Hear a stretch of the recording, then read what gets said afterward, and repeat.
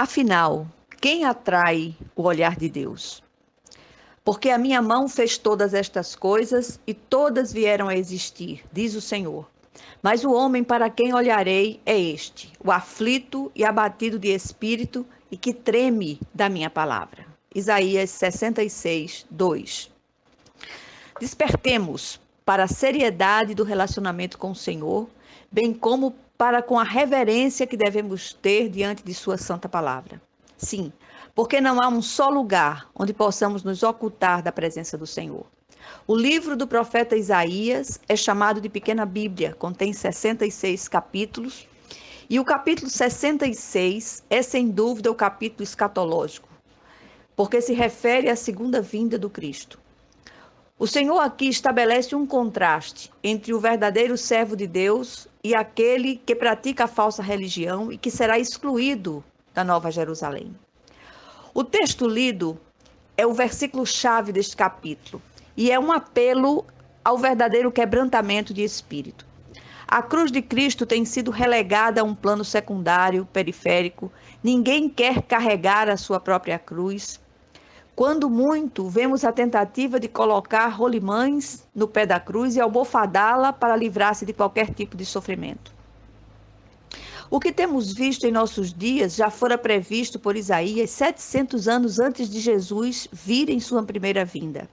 Uma religião de resultados, mas que exclui a cruz. O sacrifício da cruz tem sido banalizado e tem faltado quebrantamento de espírito pela própria falta de consciência de pecado. Aliás, a palavra pecado é pouco usada porque não é considerada politicamente correto. O desejo de Deus é se relacionar intimamente com o homem e o vínculo desse relacionamento é a cruz de Cristo.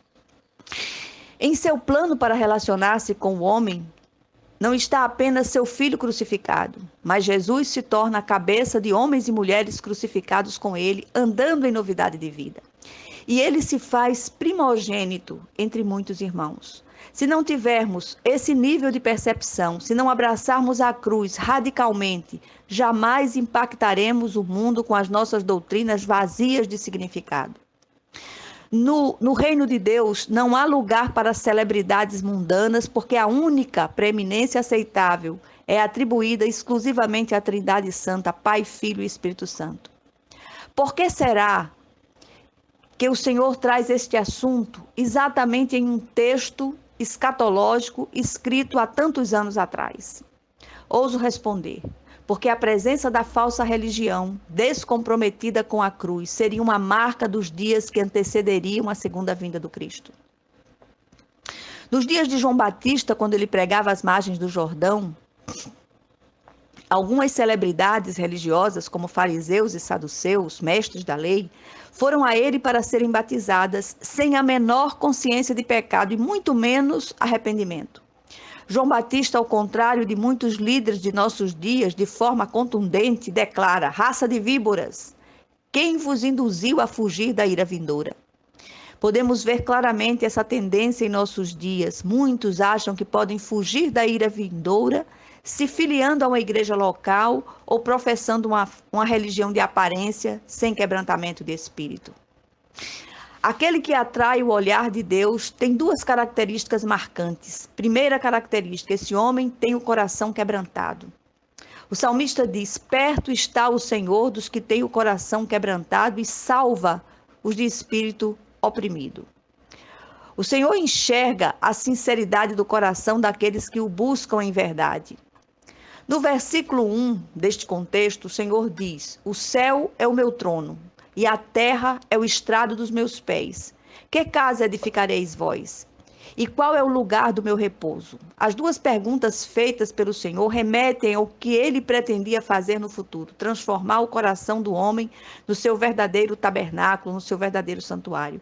Aqui ele propõe não um templo feito pelo homem de pedra e cal, mas uma tenda viva. Esse tabernáculo vivo primeiro se cumpriu em Cristo, por ocasião de sua encarnação. Depois do Pentecoste, em seus discípulos de todas as épocas. Na parte A do versículo 2, o Senhor ainda afirma que ele é o Criador de todas as coisas e nada o pode conter. Mas o homem para quem ele olhará é o aflito e abatido de espírito pela consciência da própria pecaminosidade. Esse homem é chamado por Jesus, através do Evangelho de Mateus, de bem-aventurado, porque ele chora, lamentando pelo seu estado de miséria e por isso será consolado. Segunda característica, esse homem treme diante da palavra do Senhor. Há algo que me chama a atenção de forma particular em nossos dias, é a falta de reverência à palavra viva de Deus. E essa falta de reverência não se dá apenas pelo escárnio, mas, sobretudo, por não se levar a sério essa palavra de vida eterna. Porque o homem deve tremer diante da palavra de Deus. As razões são muitas, mas vou citar apenas uma, a principal. A palavra é o próprio Cristo. E o Verbo se fez carne e habitou entre nós, cheio de graça e de verdade, e vimos a sua glória, glória como do unigênito do Pai. Por que então as nossas vitórias não têm vindo mais abundantemente? Porque não trememos diante dessa palavra de vida eterna que procede da boca de Deus. Quais as lições do texto? Jesus está às portas. A sua segunda vinda é iminente. Tudo à nossa volta testifica a esse respeito. Que possamos permanecer firmes na fé e perseverar de forma vigilante até aquele dia glorioso. O Senhor conhece o nosso coração e deseja que nos quebrantemos em sua santa presença. Tem faltado choro no meio do povo de Deus, não um choro por causa das dores que a vida impõe, mas um choro de quebrantamento pelos nossos próprios pecados. Não temos chorado pelos nossos próprios pecados, desaprendemos a chorar, porque estamos ocupados demais julgando e condenando nossos irmãos. Precisamos voltar a tremer diante da palavra viva de Deus para que ela faça a diferença em nossas vidas. Em nome de Jesus Cristo, a palavra viva que procede da boca de Deus. Amém.